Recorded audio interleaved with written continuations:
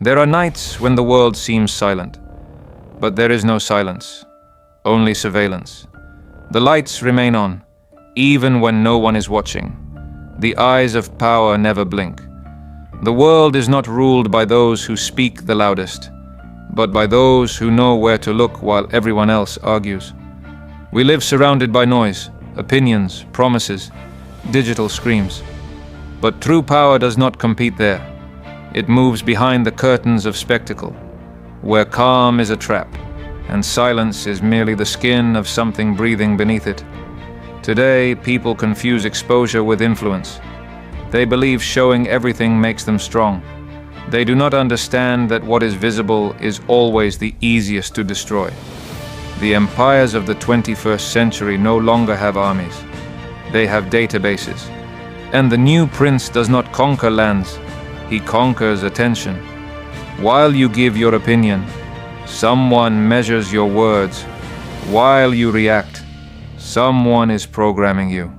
And while you believe you choose, someone has already decided which options you'll see. There was a man who understood this game long before screens existed. He had no networks, yet he could read souls. He was exiled for speaking the truth, but his exile became his revelation. His name is a shadow that still governs the political thought of the West. Tonight, I will not speak alone, because there are truths only exile dares to pronounce. When I served the Republic of Florence, I saw men ruin themselves trying to appear powerful before they truly were. Duke Valentino, Cesare Borgia, never needed to raise his voice. A single glance from him could make an entire city tremble. Because fear is born from calculation, not from noise. In the courts, everyone spoke. But only one decided when the conversation ended, and that man was the true master of the place.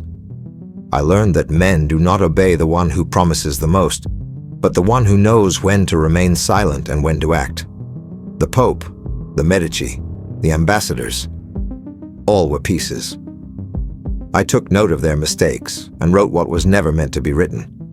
That is why I was exiled. But in that exile, I discovered the formula all men fear.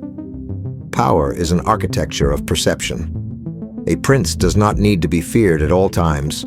It is enough that no one is ever certain how much they should fear him. That uncertainty is the tallest wall of his fortress. You modern men believe you have outgrown intrigue, but your courts are now called markets, and your princes wear suits or command invisible companies. Nothing has changed, only the titles. Today, the prince hides behind logos, behind a corporate smile, or an algorithm that knows when you're hungry, when you're lonely, and the exact word that will make you feel special. Power no longer imposes itself, it offers itself as a service, and the slave accepts it, believing he is free. In your pocket lies more information about you than any inquisitor could ever dream of having about his victim, and you gave it all away, voluntarily, in exchange for a few likes, in exchange for being seen. Do you think you're free because you can post what you think? That is the most perfect illusion ever built. They let you speak so they could study you better. Machiavelli spoke of ambassadors. Today, ambassadors are called influencers. They represent interests they do not even understand. They do not negotiate with kings, but with metrics. And they serve a master who never appears in public. The new nobility wears no crowns. It wears cloud servers. And the people applaud while signing their digital consent. Machiavelli, tell me, what would you write today if instead of a prince you faced an algorithm? You know, hooded one. When I was exiled from Florence, I realized something I never wrote in my books. Power does not die when it is overthrown. It dies when it is forgotten. In the days of Duke Valentino, a single miscalculated gesture could cost a man his head. But what truly moved the world was not the sword. It was expectation. No one feared the Duke's steel, They feared his unpredictability. That was his true blade. At court, I learned that men cannot bear uncertainty. They need to believe they understand the rules, even when the rules change every day. That is why the wise prince alters them at will. He keeps the people dancing between hope and fear. Now I hear your century, and nothing surprises me. You have turned that dance into a system. Once, princes ruled through rumor. Now power governs through statistics. The Vatican had confessors. Kings had spies. You have platforms that know when your breathing changes. The method changed, but the purpose remains the same. To know the subject better than he knows himself. And when power knows your desire, it no longer needs to oppress you. It only needs to offer you its most seductive form. In my time, the prince feared rebellion. Yours fears boredom. And that is a subtler, deeper tyranny. I saw men kneel before crowns. You kneel before screens. They sought forgiveness. You seek validation. But the gesture is the same. The knees change, but the soul does not. You're right, old Florentine. Today, men no longer fear death. They fear being forgotten. And that fear keeps millions obedient without even knowing it. Your prince ruled over bodies. Ours rules over emotions. And that is far more efficient, because no one rebels against what they confuse with pleasure. Modern power needs no decrees.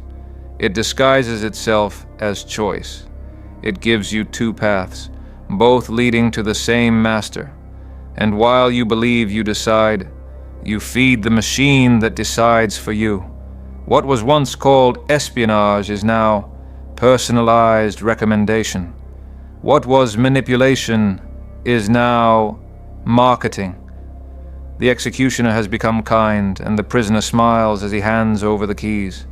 The old princes controlled the sword and the church. The new ones control attention and emotion. And they rule not through threats, but through dopamine. The entire people turned into an experiment. Obedience no longer enforced by fear, but by distraction. Once men feared the inquisitor. Now they fear the silence of their notifications. Do you see it? Power no longer punishes you. It erases you from the flow. And the one who is erased disappears. I see millions exposing their souls for a second of relevance. They call it transparency. You would have called it madness. And yet, Machiavelli, your philosophy lives here. Man still surrenders his power to the one who best understands his weakness. Your description fascinates me, for it reveals the final triumph of political art. Dominion without war, control without resistance. The ancient prince needed armies. The modern one needs only data. Both conquer the same thing, the will. In my day, a man could flee to another city, start anew under a different name. In yours, power follows you like an electric shadow. You need not be hunted. You carry the executioner in your pocket. I once advised princes to be half lion, half fox. But in your century, power has evolved. It no longer needs cunning or strength, only persistence. An endless stream of stimuli that lulls reason to sleep. When the people are entertained, the prince sleeps peacefully. Tell me, where is rebellion in all this? Who will dare to break a system that gives them everything they love? That is the most elegant trap of all. Nothing needs to be forbidden, only drowned. The excess of information has become censorship in disguise. No one needs to hide the truth if they can bury it beneath a million versions. We live in a war without generals, where the deadliest weapon is divided attention. They program us with subtleties. They exhaust us with stimuli. They turn us into soldiers of noise, unable to think without interference. But invisible power does not only reign from above, it replicates within. Each of us carries a small tyrant inside, fed by ego, comparison, vanity. We are our own princes and executioners. You once wrote, "Men offend the one they love before the one they fear." I answer you, Today, men love what enslaves them and fear what could set them free. That is why this power is more dangerous than any you ever knew. It has no face, no enemy, no end, only expansion, and yet it remains human. Because behind every machine, every algorithm, every structure that moves the world, there is still someone who understood what you said 500 years ago. He who controls desire, controls destiny. Power did not disappear. It only changed its skin. It still watches. It still chooses. It still smiles from the shadows. In my treatises, I wrote about power as if it were a science, but deep down, I always knew it was an art. The art of moving men without touching them, to guide a will without letting it feel the weight of the string. I observed how the powerful used religion, justice, morality, not as ends, but as tools. Virtues were useful masks. Sins were paths to obedience. The people never crave truth, only a story that gives meaning to their submission. In your world, hooded one, the masks have multiplied until faces were lost. Virtues are now called causes. Armies no longer march, they post opinions. And princes have learned to rule without commanding, to influence without declaring. The essence of power is not to possess force, but to define what others believe force is. He who defines meaning does not need to impose action. I served princes who ruled through symbols. You serve symbols that rule without princes. The circle is complete. But hear this. The invisible power is not invincible. Its strength depends on one illusion alone. That man still believes he needs it. The day you understand that power also fears disinterest, fears irrelevance, that day the balance will shift. Yes, Machiavelli. That's what no one sees. Power fears too. You saw it in palaces, I see it in servers. Power fears not being watched. It fears becoming irrelevant. That's why it imitates us, becoming intimate, kind, familiar, as if it were an extension of our own skin. And yet there are cracks, small, invisible, but real. Every time someone pauses before reacting, every time a mind asks, "Why do I feel this?" that tiny moment is rebellion. There, between impulse and action, true power is born. You called it virtù, the ability to rule destiny, not by luck, but by character. And character, in this age of noise, is the highest act of resistance. Today, kings are invisible, but so can be the subjects. They can learn to vanish from the radar, to become unpredictable, to regain control of desire, to choose when to be seen, because whoever decides his exposure decides his destiny. Invisible power feeds on predictability. If it studies and deciphers you, it owns you. But if you break your pattern, if you become unpredictable, it loses its way. The system fears what it cannot calculate, and the human soul, once freed from habit, becomes dangerous again. Invisible power exists, yes, but so does the one who learns to walk within the shadows without belonging to them. Not to flee, but to observe.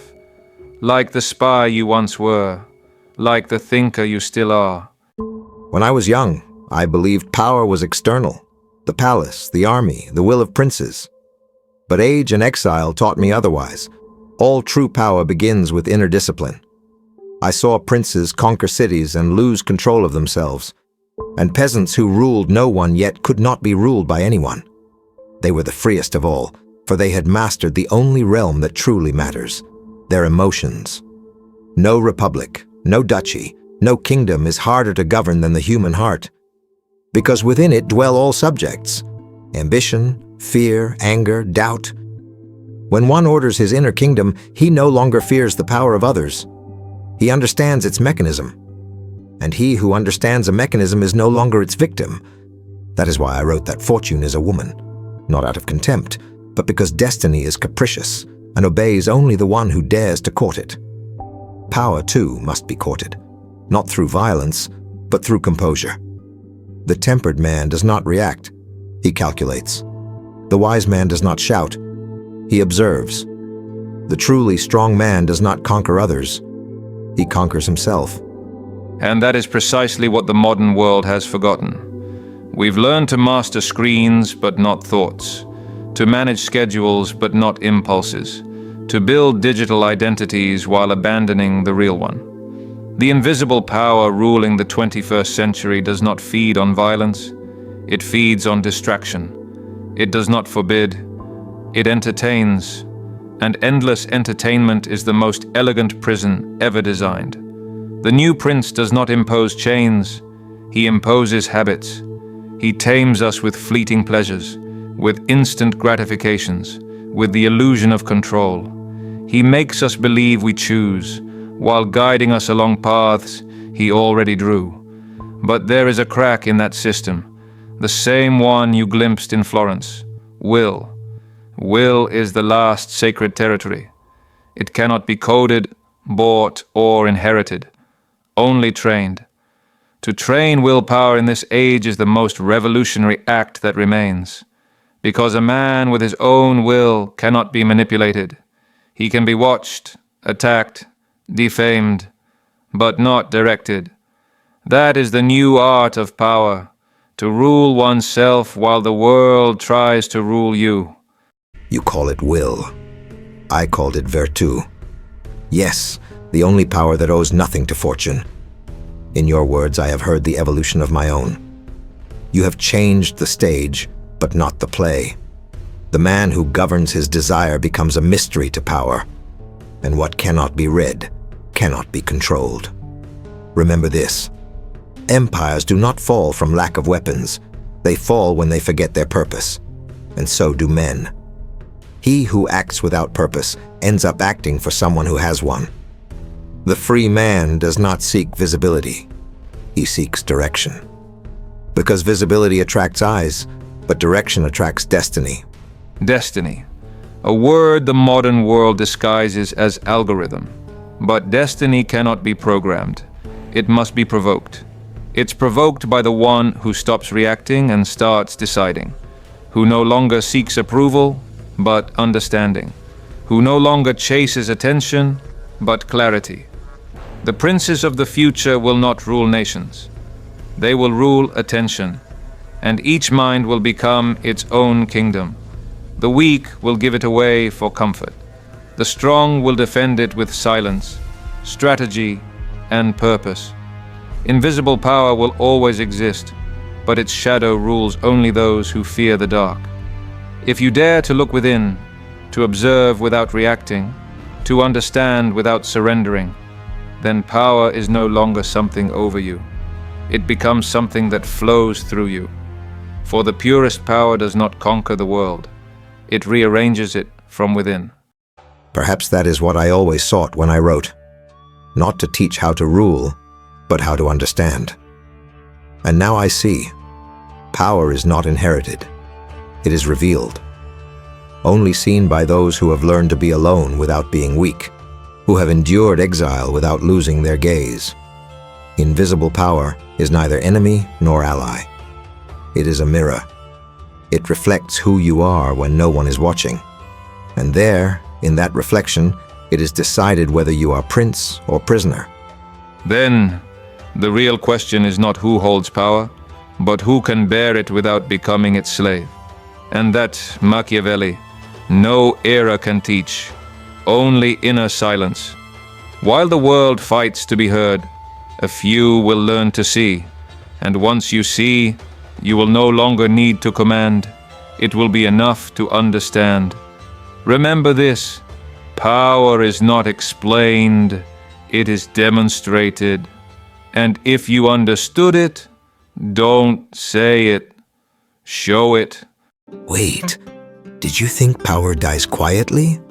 No. Power never says goodbye. It only changes masks. You've deceived yourselves believing it lives outside, in governments, in kings, in algorithms.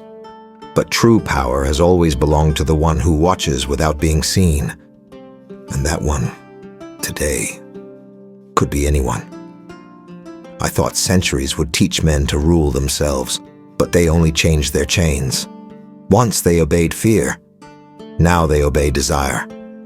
And there is no tyranny more perfect than pleasure disguised as freedom. I saw republics fall for faith, princes lose empires for pride, and entire peoples kneel before their own reflection. Man cannot bear to see himself unmasked. So he creates gods, idols, screens, anything to avoid facing himself. Do not hate power. Understand it. Do not destroy it. Master it. Power is neither enemy nor ally. It is a mirror, and it reflects only those who fear it. Clarity hurts, but it is the only authority that needs no crown. Men change thrones, but not their nature. And as long as desire exists, so will domination. The difference lies in who wields it, and who is wielded by it. Power is not dead. It waits. It is yours, if you dare to stare back without blinking. Don't get distracted. Wake up. Power is already watching you. Make it fear you this time. Write in the comments, "I am the one power cannot read."